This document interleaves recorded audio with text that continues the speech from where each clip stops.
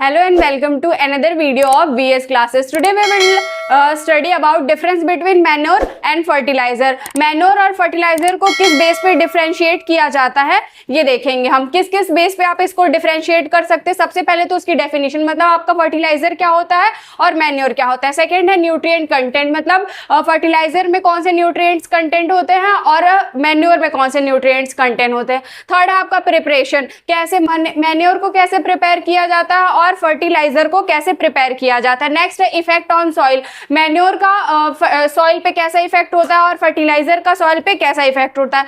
Cost, manure का cost क्या होता है और फर्टिलाइजर का कॉस्ट क्या होता है। लास्ट है आपका इन्वायरमेंटल इम्पैक्ट, मतलब मैन्योर से इन्वायरमेंट पे कैसा इम्पैक्ट पड़ता है और फर्टिलाइजर से मैन्योर पे इन्वायरमेंट पे कैसा इम्पैक्ट पड़ता है। एक एक करके हम सबको क्या कहते हैं डिस्कस कर लेते हैं। सबसे पहले आपका डेफिनेशन, मतलब फर्टिलाइजर की डेफिनेशन क्या है। A chemical substance added to the soil to increase the fertility, soil fertility को इंक्रीज करने के लिए एक केमिकल सब्सटेंस का यूज किया जाता है जिसको फर्टिलाइजर बोला जाता है। वहीं पे आपका मैन्योर है। मैन्योर क्या है? ऑर्गेनिक मैटर है ये, obtain from decomposed plant waste और एनिमल वेस्ट से जो आपका डिकम्पोज बनता है उससे आपका मैन्योर प्रिपेयर होता है, उसी को मैन्योर बोला जाता है। नेक्स्ट है आपका न्यूट्रिएंट कंटेंट। न्यूट्रिएंट्स कौन कौन से कंटेंट होते हैं फर्टिलाइजर में? रिच इन स्पेसिफिक न्यूट्रिएंट, इसमें बहुत ज्यादा न्यूट्रिएंट्स होते हैं जैसे कि नाइट्रोजन, फास्फोरस और potassium.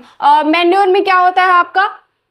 Content fewer nutrients in comparison of fertiliser, इसमें बहुत फ्यूअर न्यूट्रिएंट्स कंटेंट होते हैं। और प्रिपेयर कैसे किया जाता है फर्टिलाइजर को? मेड इन फैक्ट्री, ये फैक्ट्री में मेड किया जाता है, मतलब फैक्ट्री में बनाया जाता है और इसको आर्टिफिशियली बनाया जाता है, ये मैन मेड होता है। और मैन्योर को कैसे प्रिपेयर किया जाता है? ये नेचुरली प्रिपेयर्ड होता है और इसको डीकम्पोजिशन से बनाया जाता है, जैसे प्लांट वेस्ट, एनिमल वेस्ट, उसके थ्रू इसको मैन्योर को बनाया जाता है। नेक्स्ट है आपका इफेक्ट ऑन सॉइल, सॉइल पे इसका कैसे इफेक्ट पड़ता है।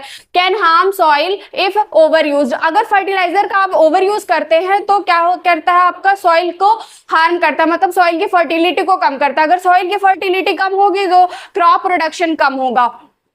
मैन्योर क्या करता है? Improve soil structure and fertility, manure क्या करता है? सॉइल स्ट्रक्चर को इंप्रूव करता है और उसकी फर्टिलिटी को भी इंप्रूव करता है। नेक्स्ट है आपका कॉस्ट, जो आपका फर्टिलाइजर है वो बहुत एक्सपेंसिव होता है, बट जो मैन्योर है आपका चीप एंड इजीली अवेलेबल होता है। तो आप अपने खेतों में ज्यादातर क्या कहते हैं मैन्योर का यूज कर सकते हैं, जो आपकी सॉइल फर्टिलिटी को भी बढ़ाएगा, आपके सॉइल को हार्म भी नहीं करेगा, तो उससे क्रॉप प्रोडक्शन ज्यादा होगा। नेक्स्ट है environmental impact, environmental impact fertiliser का क्या होता है? मे कॉज पॉल्यूशन, ये पॉल्यूशन भी कॉज करता है और हार्म माइक्रो ऑर्गेनिज्म को हार्म भी करता है। नेक्स्ट है आपका मैन्योर का इन्वायरमेंटल इंपैक्ट क्या होता है?